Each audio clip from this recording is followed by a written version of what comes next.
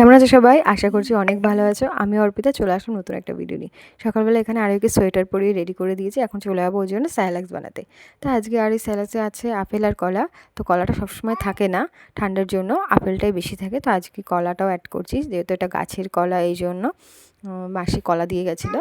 তো সেই জন্য সে কলাটাও এখানে অ্যাড করছি। কলাটা খেতে না খুব বেশ টেস্ট আছে, মানে মিষ্টি গাছ পাকা কলা যেরকম হয় আর কি, ওরকম। আমি না মাঝে মাঝে একটা কথা ভাবি, জানো তো, যে আরোহী যখন বড় হয়ে যাবে তখন এই জিনিসগুলো কত মিস করব। এই যে সকালবেলা ওর জন্য স্যালাক্স রান্না করা, ওকে স্নান করানো, তার আমাদের বাড়িতে যেমন দুপুরবেলা রান্না হয় সেটা দুপুরে খাওয়া হয়, রাতে খাওয়া হয়।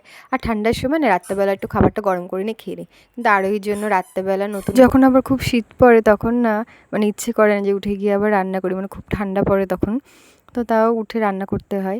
তো মাঝে মধ্যে ভাবি যে একটা সময় মেয়ে যখন বড় হয়ে যাবে তখন আমরা যা রান্না করি একবারে তো আমাদের সাথে খাবে, তখনই ওর জন্য আলাদা করে রান্না করা, ওর যে কাজকর্মগুলো, এইগুলো এখন একটু বিরক্তি লাগে আর কি। কিন্তু তখন এই জিনিসগুলো সত্যি খুব মিস করবো। এখন একটু কষ্ট হয়ে যায় বলে মাঝে মধ্যে একটু বিরক্তি লেগে যায়, কিন্তু তখন তো এগুলো আর করতে হবে না, এই জন্য অনেকটা মিস করবো।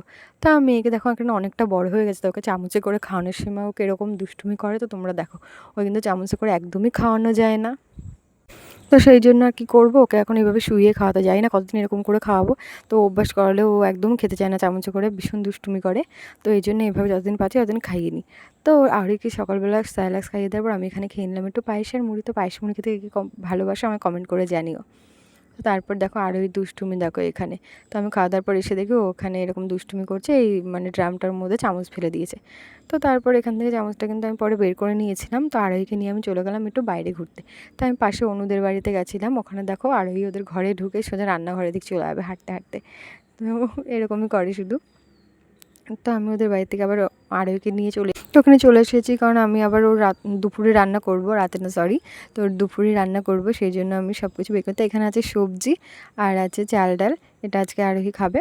তো ওর জন্য এখানে রান্না করবো। আর আমি শাক নিয়েছি ওর জন্য, মানে পালং শাক নিয়েছি, পালং শাক আনা হয়েছে, তো সেটাই আরোহীর জন্য একটু নিয়ে নিয়েছি।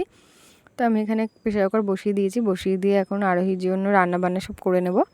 তো আমার তো সারাদিনে এইগুলোই কাজ থাকে, তোমাদের সাথে সেগুলোই শেয়ার করতে থাকি। সকালবেলা ঘুম থেকে উঠে আরোহীকে স্যালাক্স খাওয়ানো, আরোহীকে নিয়ে ঘোরানো, ওর জন্য রান্না করা, এগুলোই থাকে। তো যতদিন ও ছোটো আছে ততদিনই এগুলো থাকবে। তারপরেও বড় হয়ে গেলে তো সব আস্তে আস্তে চেঞ্জ হয়ে যাবে, তখন আর এগুলো কিছুই থাকবে না। তো এখানে আমি সবজিগুলো দিয়ে দিয়েছি, দিয়ে ভালো করে সবজিগুলো এদিকে ভেজে নেবো। নেওয়ার পর আর আমি আজকে না মানে রান্না করছিলাম, আর ওই নিচ থেকে অনেকটা বিরক্ত করছিলো, কান্নাকাটি করছিলো খুব। ও থাকতেই চাইছিল না কিছুতেই, জানি না কেন, ও কোলে উঠবে বলছিলো। তো আমি তাড়াতাড়ি করে ঝটপট করে সেদিন রান্নাটা করে নিয়েছিলাম আরোহীর জন্য, বেশিক্ষণ লেট করিনি রান্না করতে, তাড়াতাড়ি করে ভেজে গ্যাসটা জোরে দিয়ে আমি রান্নাটা করে নিয়েছি। তো বেশি করে মুখটা এখানে লাগিয়ে দিয়েছি, লাগিয়ে দিয়ে আমি এখন চলে যাবো এই জায়গাটা পরিষ্কার করার পরে আরোহীকে স্নান করাতে।